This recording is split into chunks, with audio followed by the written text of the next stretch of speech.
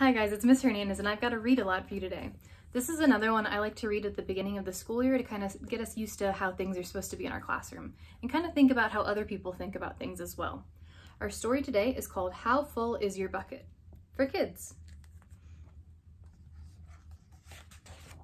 And it is written by Tom Rath and Mary Reckmeyer, illustrated by Maury J. Manning.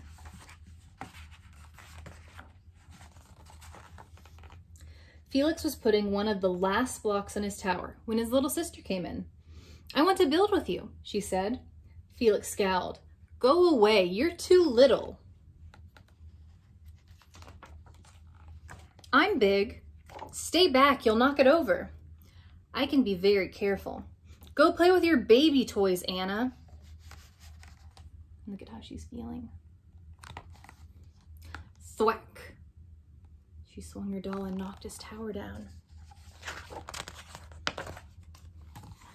"Grandpa!"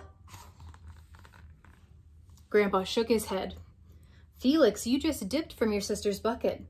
Like everyone else, Anna has an invisible bucket. When it's empty, she feels bad. But when it's full, she feels great. Didn't you ever notice your own bucket?" Invisible bucket? Sometimes Felix couldn't quite tell when his grandfather was joking. But then the next morning when Felix woke up, there it was, a small gray bucket floating above his head.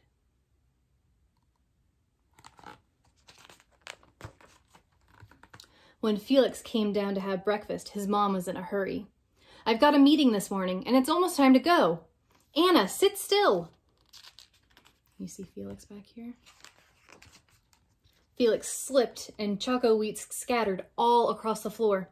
"Felix," yelled his mom, "you should have used a stool to reach that." Felix could feel his bucket tip and big invisible drips spill out. Drip, drip. "Ha ha," Anna laughed as she crunched the cereal with her shoe. Drip. "Get the broom and clean that up before you miss the bus," scolded Mom. With the school bus honking, Felix quickly swept up the cocoa wheats and grabbed the last blueberry muffin. But before he could even take one bite,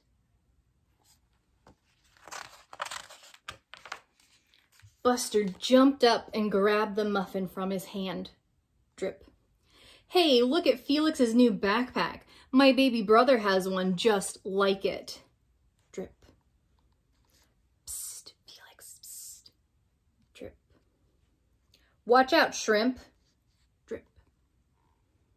Uh-oh, there's a bunch of not nice stuff going on with Felix right now. It was still morning, and Felix's bucket felt almost empty. Look at it.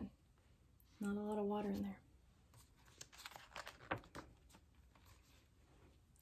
As he watched his classmates walk into the room, he secretly hoped they would trip and fall.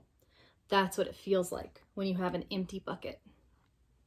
When you've got one of those really bad days.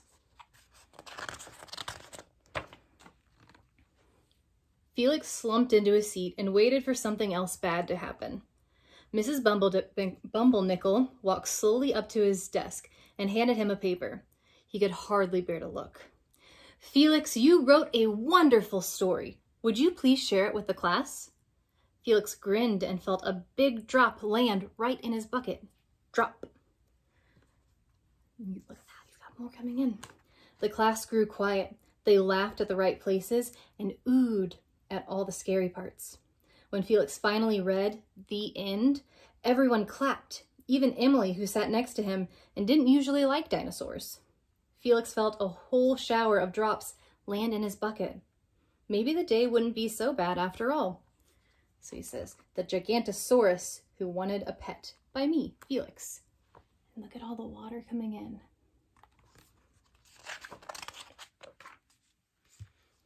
So you got a note from his mom that says, "Love you." Drop. Team captains today are Veronica and Felix. Drop. "Nice cow." "It's a dog." "Well, nice colors, Felix." Look, there's a drop coming in.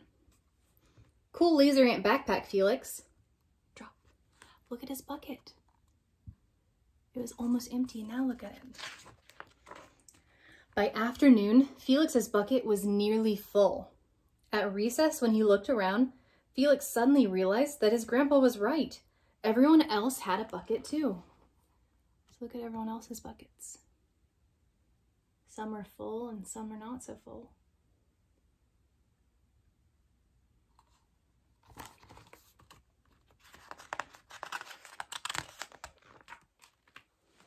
Let me help you. Drop, drop. Here's your baseball. Catch. Thanks, dude. Drop, drop.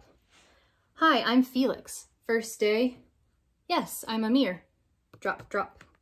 The strange thing was that for every drop he helped put in someone else's bucket, he felt another drop go into his own bucket.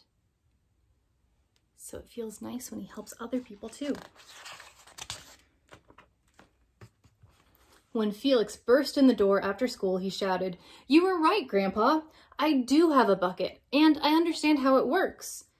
Then he saw Anna's torn doll. "Bad dog," he almost scolded. But then he thought, dogs might have invisible buckets too. "Your doll will be okay, Anna," said Felix. "Mom will fix her. Until then, do you want to help me build the tallest building in the world with my blocks?"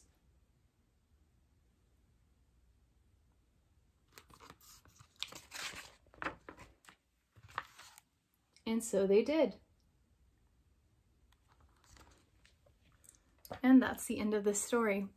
I hope you enjoyed it, and it always makes you kind of remember to think about others and how doing nice things for them is nice for them, but it also makes you feel good as well. I hope all of you have a good day and try to fill someone's bucket.